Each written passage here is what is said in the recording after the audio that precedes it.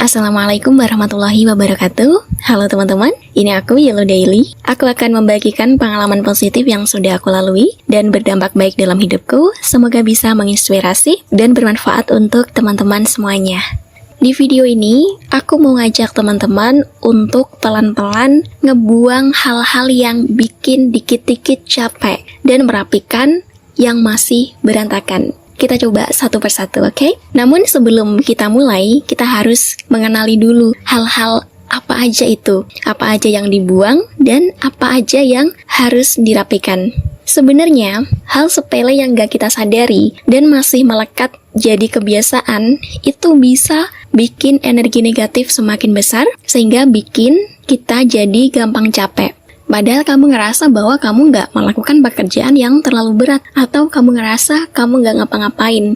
Maka dari itu, di tahun 2026 ini, coba kita praktikan yang sudah aku praktikan sebelumnya untuk membuang energi negatif dan pelan-pelan merapikan hidup yang berantakan. Yang pertama, sebelum memperbaiki apapun dalam diri kita perlu mengenali sumbernya. Kita perlu menyadari sumber capeknya. Kita juga perlu namanya evaluasi diri setiap harinya. Selama 24/7 itu kita ngapain aja? Lalu, capek yang kita rasakan itu datangnya dari mana? Apakah dari fisik, pikiran, atau mungkin dari hati?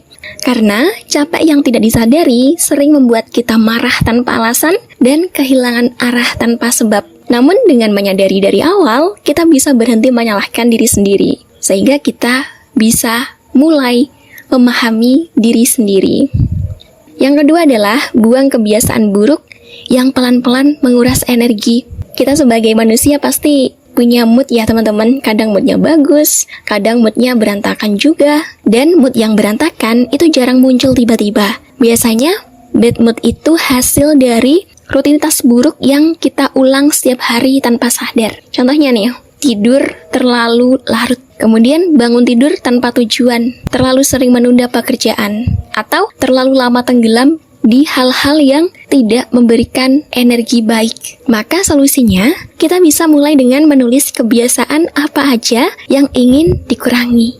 Bukan langsung dihilangkan hari itu juga ya, tapi disadari dulu keberadaannya. Lalu, kalau kita udah tahu hal-hal apa aja, kebiasaan buruk apa aja yang mau dikurangi, yang mau diperbaiki, kita bisa pelan-pelan memperbaikinya dan lebih tegas dengan diri sendiri. Contohnya, kamu bilang kepada dirimu sendiri, pokoknya aku harus tidur maksimal jam 11 malam, atau pokoknya aku harus menyelesaikan tugas sesegera mungkin. Cobalah lawan terus rasa malasmu dan sugesti dirimu dengan kalimat-kalimat penegasan. Yang ketiga adalah bangun kebiasaan kecil yang menenangkan. Selain mengurangi yang buruk, tapi bukan yang tiba-tiba langsung menambah kebiasaan berat dan besar ya teman-teman, karena bisa shock kitanya. Cukup kebiasaan kecil yang paling mudah kamu lakukan. Contohnya, minum air putih setelah bangun tidur.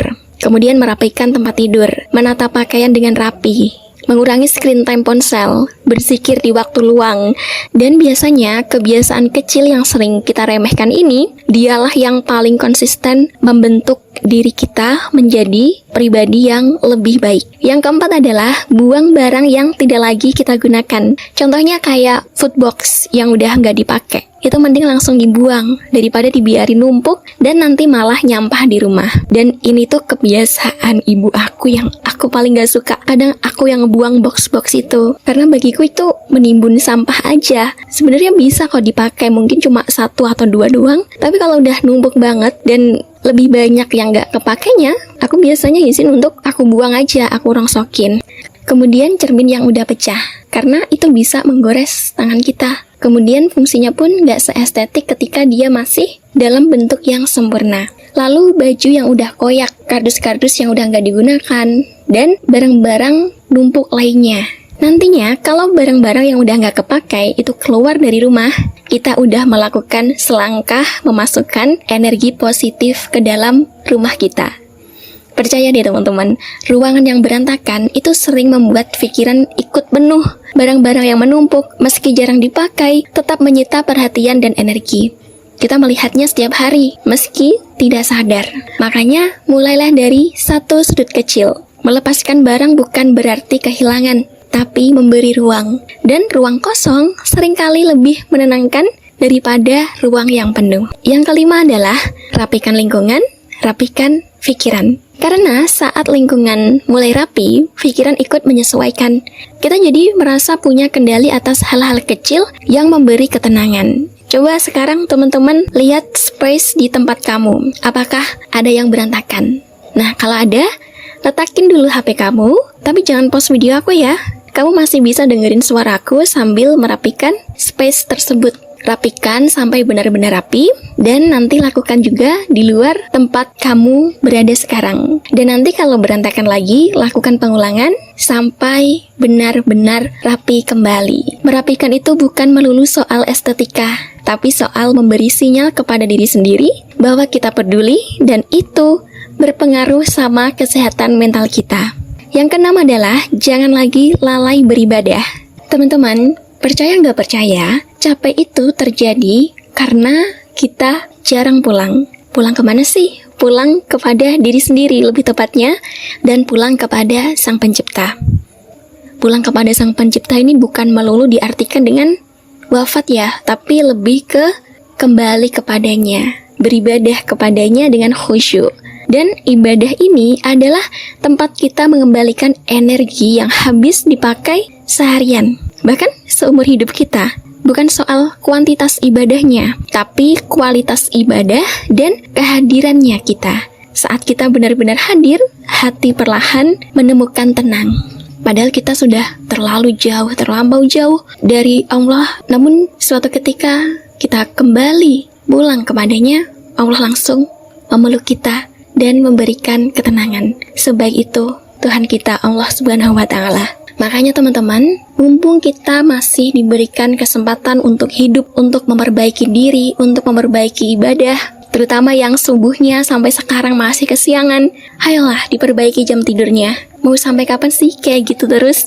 Padahal udah diberikan nikmat yang banyak sama Allah, masih terus diberikan kesempatan untuk kamu memperbaiki jam sholatmu. Udah diberikan nikmat seharian penuh, tapi giliran subuh malah terlambat. Zuhur sampai Isya pun begitu, lebih sengaja diakhirkan demi rutinitas duniawi. Padahal lebih bagus kalau balance ya teman-teman. Sibuk dunia, sibuk pula ibadah sholatnya. Percayalah teman-teman, kalau kamu memperbaiki sholat kamu, termasuk waktu sholatnya, tanpa menunda-nunda lagi, apalagi di akhir waktu, kamu akan merasakan hidup yang lebih tenang. Urusanmu bakal dipermudah sama Allah. Sudah banyak yang membuktikan ini, jadi saatnya kamu untuk membuktikannya. Yang ketujuh adalah buang wacana, mulai dari langkah paling kecil.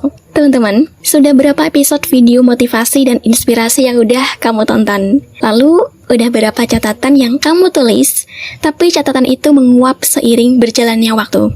Banyak niat baik dan mimpi besar mati bukan karena gagal, tapi karena hanya disimpan di kepala, terlalu lama difikirkan, dan terlalu jarang dijalankan. Coba kita pecah mimpi besar jadi mimpi yang membawa langkah kecil. Langkah yang bisa dilakukan hari ini, bukan nanti, bukan besok juga. Bergerak pelan jauh lebih baik, jauh lebih menenangkan daripada diam sambil berharap. Makanya mulai dari sekarang, teman-teman lakukan selangkah kecil untuk mewujudkan impianmu, planningmu yang masih jadi wacana itu, yang udah kamu doakan tiap siang dan malam, pagi dan petang. Bisa saja dengan kamu sedikit melangkah lagi, mimpimu yang hampir membuatmu putus asa itu bakal jadi kenyataan. Poin yang ke-8 dan 9 yaitu tulis rencana supaya pikiran tidak terus berputar dan lakukan metode journaling. Sebagai mantan pengidap overthinking, aku mau bilang bahwa obat overthinking adalah journaling. Yes, ini fakta banget teman-teman. Karena journaling atau menulis jurnal itu, kita menulis untuk menuangkan ide, pikiran, bahkan emosi ke dalam bentuk tulisan, gambar, dan dapat meredakan gangguan stres. Overthinking sering terjadi karena semua disimpan di kepala. Maka menulislah, keluarkanlah keruwetan yang ada di kepala kamu. Yang paling gampang adalah menulis jurnal syukur. Ya, bentuknya kayak diary yang kita tulis waktu masih SD itu ya teman-teman. Dan saran aku sih, teman-teman untuk menuliskan hal-hal yang positif aja di setiap harinya kamu. Misalnya nih, kamu dengan format syukur terima kasih sama Allah. Kenapa kamu berterima kasih, dikasih nikmat apa hari ini? Contohnya, teman-teman bisa nulis, Alhamdulillah, ya Allah, terima kasih. Aku hari ini bisa bangun jam 3:30 sehingga bisa sholat tahajud, qobliyah subuh, sholat subuh di awal waktu, dan aku bisa belajar untuk pelajaran sekolahku pagi ini. Aku juga tadi makan makanan kesukaan aku, enak banget. Aku berharap makanan yang kau berikan ini bisa menjadi energi untuk aku, untuk kesehatan aku, sehingga aku bisa semangat beribadah kepadamu dan menjalankan hari berikutnya. Contohnya seperti itu teman-teman. Pokoknya satu muka halaman itu usahakan harus keisi penuh. Isinya pun gak harus runtut, random pun gak apa-apa teman-teman. Pokoknya yang ada di kepala kamu saat itu, kamu tuangkan aja di buku jurnal kamu. Kemudian, coba tulis rencana kamu ke depan. Meskipun belum rapi rencananya, tulis aja apa yang perlu kamu lakukan. Menulis membantu pikiran berhenti berisik, karena tidak semua hal harus diingat. Sebagian cukup dicatat. Dan kalau kamu nggak bisa tidur, ambil bukumu, kemudian mulailah menulis jurnal. Biasanya, rasa kantuk itu akan datang, dan tidurmu lebih berkualitas. Menulis bukan untuk mencari solusi cepat, tapi untuk melepaskan. Dan seringkali, setelah dilepaskan, hati jadi lebih ringan. Yang terakhir atau yang ke-10, terima bahwa hidup tidak harus selalu rapi. Hari ini kita rapi-rapi, merapikan hidup dan membuang energi negatif. Namun gak bisa dipungkiri juga bahwa energi itu bisa kembali datang. Dan kita bisa melakukan hal ini lagi untuk membuangnya kembali. Pada akhirnya, kita perlu berdamai dengan kenyataan bahwa hidup tidak selalu tertata. Tidak selamanya baik terus, akan selalu ada hari yang berantakan, niat yang tertunda, dan perasaan yang naik turun. Dan itu nggak apa-apa banget teman-teman, kita hanya perlu cukup sadar untuk terus membereskan dan lakukan perlahan-lahan. Yang penting kita tidak kalah dan terus bergerak untuk mengatasinya dengan sabar dan dengan pertolongan Allah. Teman-teman, hidup memang tidak selalu perlu ditambah, kadang justru perlu dikurangi. Dikurangi kebiasaan yang menguras energi, dilepaskan barang-barang yang tidak perlu, ditenangkan pikiran yang terlalu ramai, dan dikuatkan kembali hubungan kita dengan Sang Pencipta. Kalau hari ini, teman-teman, cuma mampu melakukan satu hal kecil, itu udah cukup banget. Yang penting, kita tidak berhenti peduli pada diri sendiri. Terima kasih ya teman-teman sudah mendengarkan video aku sampai habis. Semoga setelah teman-teman mendengarkan video ini atau menonton video ini, semoga energi negatif di hidup teman-teman bisa perlahan berkurang dan teman-teman bisa merapikan apa aja yang berantakan dalam hidupmu. Semoga setelah ini juga hati kita sedikit lebih lega. Kita ketemu lagi ya teman-teman di video berikutnya. Stay tune terus di channel YouTube Yellow Daily. Wassalamualaikum warahmatullahi wabarakatuh. Dadah semuanya.